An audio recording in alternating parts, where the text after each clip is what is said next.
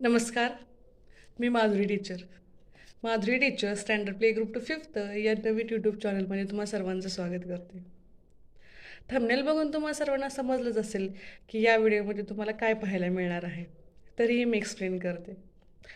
हा व्हिडिओ बनवण्यापाठीमागचा एकच हेतू आहे की मदर पॅरेंट्स असू दे किंवा फादर पॅरेंट्स असू दे, आपल्या मुलांना त्यांना घरी व्यवस्थित शिकवता आलं पाहिजे.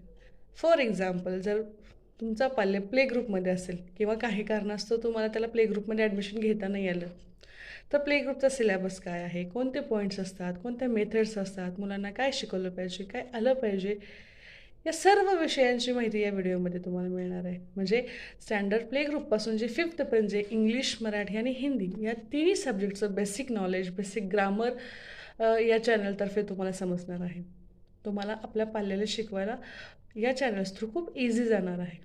तर आज आपण प्ले ग्रुपमध्ये काय असतं, प्ले ग्रुपचे मेथड्स काय असतात, सब्जेक्ट्स कोणते असतात, सब पॉईंट्स काय असतात, मुलांना प्ले ग्रुपच्या मुलांना काय आलं पाहिजे. बऱ्याच वेळा असं होतं की काही जणांना आपल्या पाल्याला प्ले ग्रुपमध्ये ॲडमिशन घेता येत नाही आहे, नर्सरीमध्ये पाठवावं लागतं डायरेक्ट, किंवा नर्सरीमध्ये ॲडमिशन घेऊ शकत नाही आहेत, LKGमध्ये पाठवावं लागतं. रिसेंटलीच मी गावी गेले होते आणि आमच्या वस्तीच्या शेजारी दुसरी एक वस्ती आहे आणि तिथला एक दादा त्याच्या मुलीसोबत सहज घरी आला. मग मी दादाला विचारलं, दादा हिचं वय काय आहे रे? तो म्हटला हिला आता 5 वर्ष पूर्ण होतील 2 महिन्यांनी. हां, मग ठीक आहे म्हटलं, कुठल्या स्कूलमध्ये जाते ही? तर म्हटलं स्कूलमध्ये तर नाही जात आहे ही. मग म्हटलं मी कधी घालणार आहे तिला स्कूलमध्ये, तिचं ॲडमिशन कधी करणार आहे? म्हटलं 6 वर्ष पूर्ण झाल्यानंतर करणार आहे. मग मी ते एक साधा प्रश्न विचारला, म्हणजे 6 वर्ष पूर्ण झाल्यानंतर तू तिला स्कूलला ॲडमिशन घेणार आहे, मग तिला फर्स्ट स्टँडर्डमध्ये गेल्यानंतर रायटिंगचं बेसिक तर माहीत असते का? बेसिक नॉलेज तरी तिला रायटिंगचं आहे का? की तिला तू पहिलीमध्ये घालणार आहेस, तिला येईल का राईट करायला? अनस असेल किंवा ए फॉर ॲपल असेल. म्हणलं येईल. म्हणलं कसं शक्य आहे? पहिलीमध्ये जायच्या आधी जे बेसिक नॉलेज आहे ते मुलांना हवंच, आणि ते जर नाही आलं, तिथून जर त्यांची लिखाणाची सुरुवात झाली, तर मग त्यांना वाचता कधी येणार, प्रॉपर रायटिंग कधी करता येणार? म्हटलं काय करायला पाहिजे? म्हटलं आत्तापासूनच आता एवढं जाऊ दे, नेक्स्ट इयर तिचं ॲडमिशन घे तू, HKGमध्ये घे, आणि थोडीशी प्रॅक्टिस घरी पण घ्यायला पाहिजे. म्हटलं कशी घ्यायची? मी म्हटलं यूट्यूब आहे, मोबाईल आहे सगळ्यांकडे, त्याच्यामध्ये यूट्यूब आहे आणि माझं यूट्यूब चॅनल आहे, तुला ते हेल्प होईल. म्हणजे असं ग्रामीण भागामध्ये हे बऱ्यापैकी पाहायला मिळतं. म्हणजे जे सिनियर सिटिझन्स असतात, घरातले आजी आजोबा असतात, ते म्हणतात की आम्ही तर 6 वर्ष पूर्ण झाल्यानंतर स्कूलला गेलो, आम्हालाही लिहिता वाचता येतच. पण त्यावेळेसची सिच्युएशन वेगळी होती. आता कॉम्पिटिशन आहे, आताची जग वेगळं आहे, आताचं जग बदललेलं आहे, आताची कंडिशन्स वेगळी आहे, त्याची सिच्युएशन वेगळी आहे. आता मुलांना प्ले ग्रुपमध्येच आफ्टर 6 मंथ्स त्यांना रायटिंग बेसिक जे रायटिंगचे आहेत, प्री रायटिंग स्ट्रोक्स शिकवले जातात, जेणेकरून त्यांना पुढं जाऊन हेल्प होईल. तर हा उद्देश या चॅनलच्या पाठीमागे आहे की घरी बसून आपल्या पाल्याला तुम्ही शिकवू शकता प्ले ग्रुप, जर तुम्हाला पॉसिबल नाही झालं. आणि आता माझी जी भाची आहे ते एका स्कूलमध्ये आहे, प्ले ग्रुपमध्ये सध्या. मग मी तिला विचारलं की काय काय शिकवतात, मग तिने सांगितलं मला काय काय शिकवतात ते. तिने सांगितलं की मी वहिनीला विचारलं की हिला रायटिंगसाठी काय काय कुठले बुक्स आहेत, प्री रायटिंगसाठी कुठलं काय शिकवतात. म्हणजे प्री रायटिंग तर काहीच घेत नाहीत, फक्त ओरल चालू आहे. तर नाही आहे, प्ले ग्रुपमध्ये जे मुलं आहेत त्यांना 6 महिन्यानंतर प्री रायटिंग स्ट्रोक शिकवले जातात, जेणेकरून नर्सरीमध्ये गेल्यानंतर त्यांना हेल्प होते. जर डायरेक्ट नर्सरीमध्ये जर त्यांना प्री रायटिंग शिकवलं तर मग ते A for apple, B for ball किंवा अनस कधी शिकणार? त्याच्यासाठी प्ले ग्रुपपासूनच, प्ले ग्रुपचे पहिले 6 महिने ओरल असते, ओरल संपल्यानंतर त्यांचं रायटिंग चालू केलं जातं, जेणेकरून त्यांना नर्सरीला हेल्प होईल. तर तेच मी या व्हिडिओमध्ये तुम्हाला सांगणार आहे की प्ले ग्रुपचा सिलेबस काय आहे आणि त्यांना कोणकोणते पॉईंट्स असतात, कोणत्या मेथडने त्यांना शिकवलं पाहिजे, कोणते बेसिक नॉलेज त्यांना पाहिजे, त्यांचं GK कसं पाहिजे. तर त्याच गोष्टींसाठी हा व्हिडिओ आहे. तर मला आशा आहे की तुम्हाला हा व्हिडिओ आवडेल, आणि जर आवडला तर नक्की लाईक करा आणि चॅनलला सबस्क्राईब करून ठेवा. जर तुमचा पाल्य प्ले ग्रुप ते फिफ्थ हे कुठल्या पण क्लासमध्ये असेल किंवा तुमचा नसेल, तुमच्या रिलेटिव्हचा आहे, तुमच्या फ्रेंड सर्कलमध्ये कोणाचा आहे, तर त्यांना हा व्हिडिओ नक्की सजेस्ट करा आणि चॅनल सबस्क्राईब करायला सांगा. हे तुम्हाला नक्कीच हेल्पफुल ठरेल. आणि जर काही तुमचे क्वेरीज असतील तर तुम्ही मला कमेंटमध्ये सांगू शकता. तुमच्या क्वेरीचे आन्सर्स देण्याचा मी पुरेपूर प्रयत्न करेन. कारण बरेच असे जे पालक आहेत ते मला विचारतात की मॅडम माझ्या मुलाला तर नर्सरी ॲडमिशन घेणार आहे मी, काय आलं पाहिजे त्याला, किंवा मी LKGला ॲडमिशन घेणार आहे, आम्ही त्याला प्ले ग्रुप नर्सरीला घालू शकलो नाही आहे, तर त्याला काय आलं पाहिजे, कसं त्याचं आम्ही प्रॅक्टिस कशी करून घेऊ, काय करून घेऊ, तर त्या सर्वांसाठीचा हा व्हिडिओ आहे आणि त्या सर्वांसाठीचं हे चॅनल आहे. ह्या तिन्ही विषयाचं पूर्णपणे बेसिक जे नॉलेज आहे ते या चॅनलतर्फे शिकवलं जाईल. तर चला उशीर न करता आपण सुरुवात करूया की प्ले ग्रुपचा सिलेबस काय आहे, त्या सिलेबसमध्ये कोणकोणते पॉईंट्स आहेत आणि तिथून पुढं ते कसं शिकवायचं हे सुद्धा मी तुम्हाला शिकवणार आहे. So let's start the video. तर हा आहे प्ले ग्रुपचा syllabus, play group syllabus 2024 and 25. So these are the 5 subjects from the playgroup standard. Now see, the first subject which is English, second is maths, third is rhymes and stories, fourth which is very important that is the GK, and the 5 is conversation. So let's see the first subject English. इंग्लिशमध्ये मुलांना काय आलं पाहिजे, तर इंग्लिशमध्ये alphabet recognisation A to Z letters, जे capital letters आहेत ते मुलांना आले पाहिजे. प्ले ग्रुपमध्ये लिहिता नाही आहे, फक्त त्यांना आयडेंटिफाय झालं पाहिजे की हे ए आहे, हे बी आहे. फक्त मुलांना आयडेंटिफाय झालं पाहिजे, लिहिण्याची आवश्यकता नाही आहे, कारण ते आत्ताच लगेच लिहू शकत नाही आहेत. रायटिंग करण्यासाठी त्यांना बरंच बेसिक नॉलेजची गरज आहे. फक्त इथं त्यांना अल्फाबेटिकचं रिकग्नायझेशन झालं पाहिजे. मग ते पिक्चर्स थ्रू आपण करू शकतो, ते पिक्चर्स थ्रू त्यांना करायचे, कारण जेवढे पिक्चर्स कलरफुल पिक्चर्स असतात तेवढी मुलं जास्त ॲट्रॅक्ट होतात त्या पिक्चर्सला आणि त्यांच्या माइंडमध्ये ते लगेच गोष्टी सेव्ह होतात की ए फॉर ॲपलचं पिक्चर दिलं, A for apple, B for ball, B for bat. ह्या गोष्टी म्हणजे या लेटर्सचं आयडेंटिफिकेशन त्यांना गरजेचं आहे. नेक्स्ट जे आहे इंग्लिशमध्ये तो नेक्स्ट पॉईंट आहे pre writing strokes. Writing A to Z letters writing चालू करायच्या आधी त्यांना काही स्ट्रोक्स असतात. For example lines and curves. लाईन्समध्ये खूप सारे लाईन्स असतात, standing line, sleeping line, slanting line, dash असतं. मग त्या स्लँटिंगमध्ये right to left, left to right असे लाईन्सचे प्रकार असतात. नेक्स्ट त्या प्री रायटिंग स्ट्रोक्समधला जो पार्ट आहे तो आहे कर्व्स. त्यांना कर्व्स आले पाहिजे, down curves, up curves, left curves, right curves. तर आपण नंतर हळूहळू मी तुम्हाला ह्या सगळ्या गोष्टी सांगणार आहेत की हे कसं शिकवायचं आहे. So don't worry about it. Second subject आहे मॅथ्स.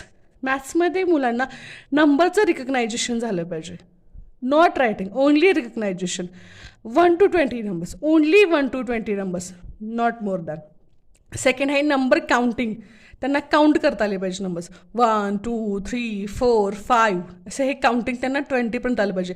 आणि फक्त हे इंग्लिशमध्येच नाही, मराठीमधून सुद्धा त्यांना काउंटिंग आलं पाहिजे 1 ते 20 नंबरचं, 1 2 3 4 5 6. फक्त आपण इंग्लिशवरच फोकस द्यायचं नाही, आपल्या मुलांना मराठीसुद्धा तितकं चांगलं आलं पाहिजे. म्हणून मराठीतून सुद्धा त्यांना नंबर्स 1 ते 20 आले पाहिजे.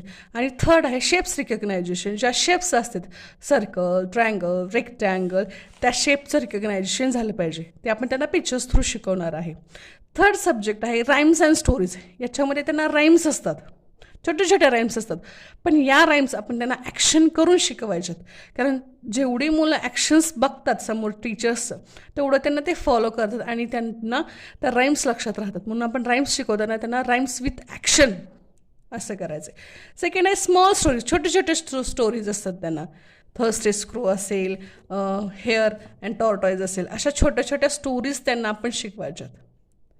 नेक्स्ट सब्जेक्ट आहे G K. G K is very very important subject for them, because G केमध्ये खूप सारे पॉईंट्स येतात. आणि ज्यावेळेस नर्सरीला तुम्ही ॲडमिशन घ्यायला जाता त्यावेळेस बरेचसे जे इंटरव्ह्यूला जे प्रश्न असतात मुलांना विचारतात ते सगळे जी केमधले 90% जी केमधले असतात. फर्स्ट पॉईंट आहे फ्रूट्स रिकग्नायझेशन. आपण त्यांना पिक्चरच्या थ्रू आपण त्यांना फ्रूट्स शिकवणार आहेत. हे apple, this is banana, this is pineapple. Okay. Next आहे व्हेजिटेबल्स. व्हेजिटेबल्स पण आपण त्यांना पिक्चर्स थ्रू शिकवणार. This is a carrot, this is a spinach, this is a potato. Next आहे ॲनिमल्स. ह्या सगळ्या गोष्टी त्यांना फक्त रिकग्नायझेशन झाल्या पाहिजे. म्हणजे स्पेलिंग्ज हे अजिबात आपण आत्ता माइंडमध्ये घ्यायचं नाही, फक्त त्यांना आयडेंटिफिकेशन झालं पाहिजे.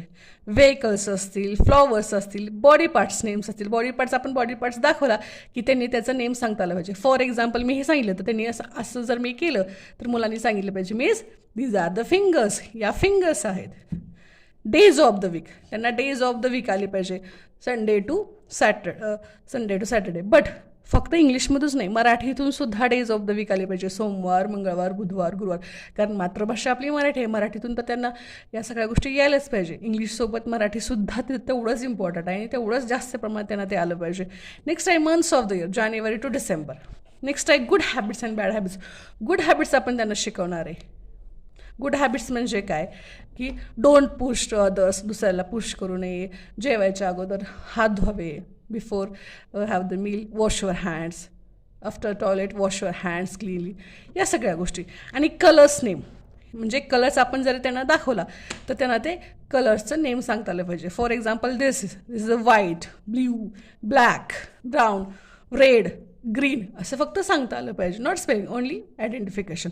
आणि द लास्ट आहे कॉन्व्हर्सेशन. हा इंग्लिश मिडियमच्या मुलांसाठी खूप इम्पॉर्टंट सब्जेक्ट आहे, कारण मातृभाषेतून तर सगळ्यांना बोलता येतं, पण आपल्याला इंग्लिशमध्ये कॉन्व्हर्सेशन मुलांना शिकवण्याची गरज असते पहिल्यापासून. जर पहिल्यापासून जर त्यांना शिकवलं कॉन्व्हर्सेशन तर पुढे जाऊन त्यांच्यासाठी सिलेबस पण इझी होतो, सगळ्याच गोष्टी इझी होतात. त्याच्यासाठी पहिला पॉईंट आहे माय सेल्फ, स्वतःविषयी इन्फॉर्मेशन त्यांना सांगता आली पाहिजे. खूप छोटे छोटे सेंटेन्स आणि 3 ते 4 सेंटेन्समध्ये सांगता येणं गरजेचं आहे. बस, myself, my name is, I am from, my school name is, that's it. Member of family, फॅमिलीमध्ये कोणकोणते मेंबर्स आहेत, mother, father, grandfather, grandmother, sister, brother, that's it, हे सांगता आलं पाहिजे. हाऊ टू ग्रीट एल्डर्स, जे एल्डर्स असतात त्यांना कसं ग्रीट करायचं. फॉर एक्झाम्पल जर टीचर्स क्लासरूममध्ये आले तर सकाळी सकाळी जर टीचर्स आले तर त्यांना काय म्हणायचं, good morning teacher, have a nice day. जर तुम्ही दुपारी आला असेल तर good afternoon teacher, have a beautiful day. हे सगळे त्यांना ग्रीट करता आलं पाहिजे. तर हा आहे प्ले ग्रुपचा सिलेबस. हे 5 सब्जेक्ट्स आपल्याला प्ले ग्रुपच्या मुलांना शिकवायचे. आता आपल्याला वाटतं की एकच पेज आहे, बट नो, हे त्यांच्यासाठी वर्षभराचा सिलेबस आहे. कारण ते लहान मुलं असतात, 2.5 वर्षाची, 2 ते 2.5 वर्षाची मुलं असतात. त्यामुळे हा सिलेबस त्यांच्यासाठी खूप आहे.